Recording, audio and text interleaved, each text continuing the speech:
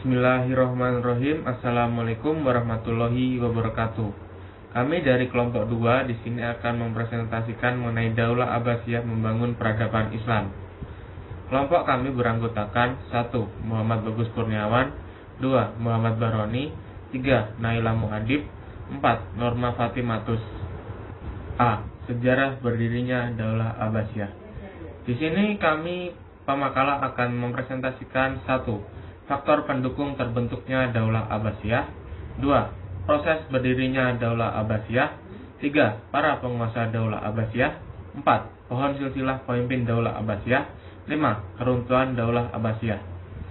1. Faktor pendukung terbentuknya Daulah Abbasiyah. A. Perpecahan internal keluarga Daulah Umayyah dan kekisruhan politik dalam negeri. B.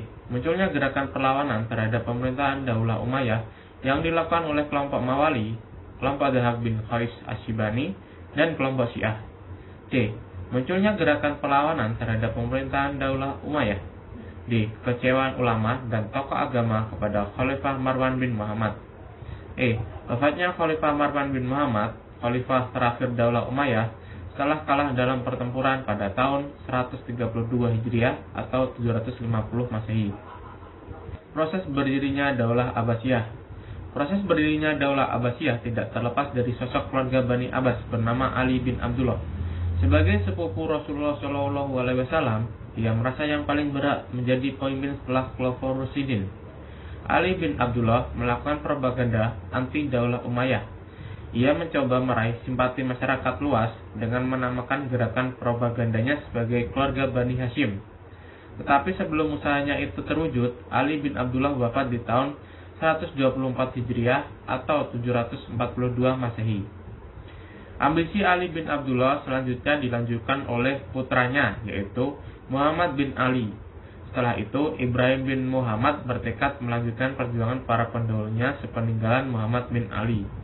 Gerakan yang dilakukan Ibrahim bin Muhammad mendapat perhatian khusus dari Khalifah Marwan bin Muhammad, khalifah terakhir Daulah Umayyah, dan menanggapinya sebagai ancaman negara.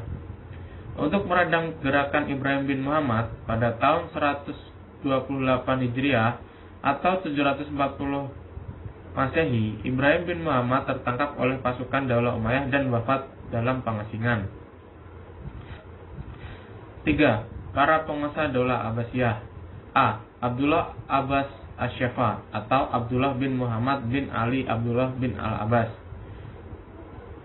750 sampai 754 Masehi. B. Abu Ja'far Al-Mansur, 754 sampai 775 Masehi. Al-Mahdi Muhammad bin Abdul Ja'far Al-Mansur, berkuasa dari tahun 775 sampai 785 Masehi. D. Musa Al-Hadi Musa bin Al-Mahdi bin Al-Mansur, berkuasa dari 785 sampai 786 Masehi. E. Harun Al-Rasyid Harun bin Al-Mahdi bin Al-Mansur, berkuasa dari tahun 786 sampai 890 Masehi. F. Al-Amin Muhammad bin Harun Al-Rasyid, berkuasa dari tahun 809 sampai 813 Masehi. G. Al-Ma'mun Abdullah bin Harun Al-Rasyid, berkuasa dari tahun 813 sampai 833 Masehi. H. Al-Mustasim Muhammad bin Harun Al-Rasyid, berkuasa dari tahun 833 sampai 842 Masehi. Al-Wasibillah Harun bin Al-Mustasim bin Rasyid, berkuasa dari tahun 842 sampai 847 Masehi.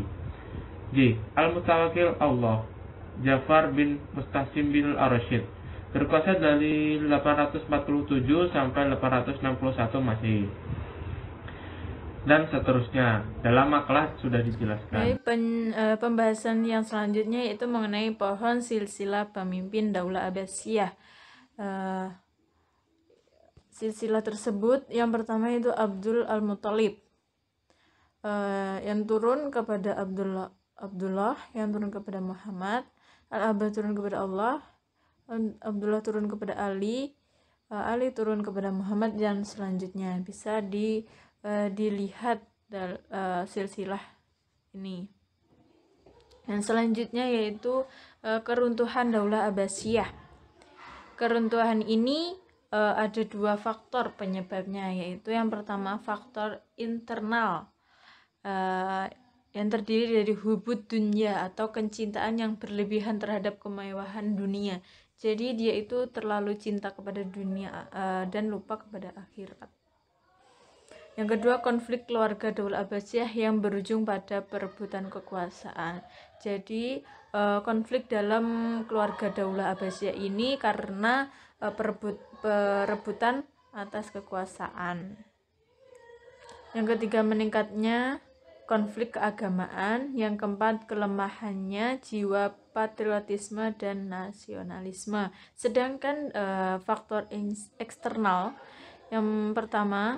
penyebab yang pertama yaitu banyak muncul pemberontakan. Setelah periode kedua kekhalifahan Daulah Abbasiyah tidak sekuat para pendahulunya.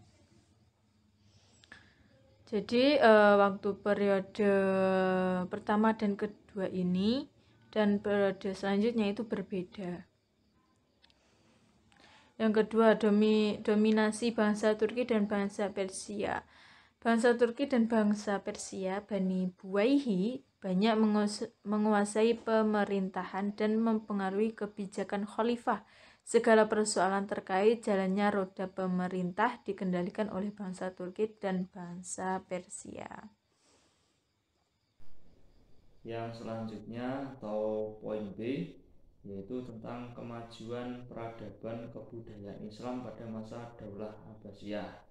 Adapun kemajuan yang dicapai pada pemerintahannya yaitu yang pertama pengembangan ilmu pengetahuan, dan yang kedua yaitu penerbitan administrasi pemerintahan, dan yang ketiga kemajuan di bidang politik dan militer, dan yang keempat yaitu di bidang ekonomi, dan yang kelima yaitu dalam seni budaya, dan yang keenam yaitu dalam seni sastra.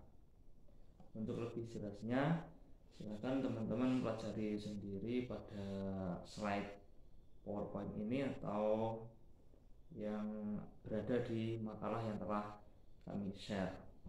Cukup sekian presentasi dari kelompok kami, dan apabila ada yang kurang jelas atau ingin dipertanyakan, silakan langsung saja ditanyakan pada forum diskusi atau bisa langsung saja tulis di kolom komentar, dan jangan lupa untuk like dan subscribe. Terima kasih. Assalamualaikum warahmatullahi wabarakatuh.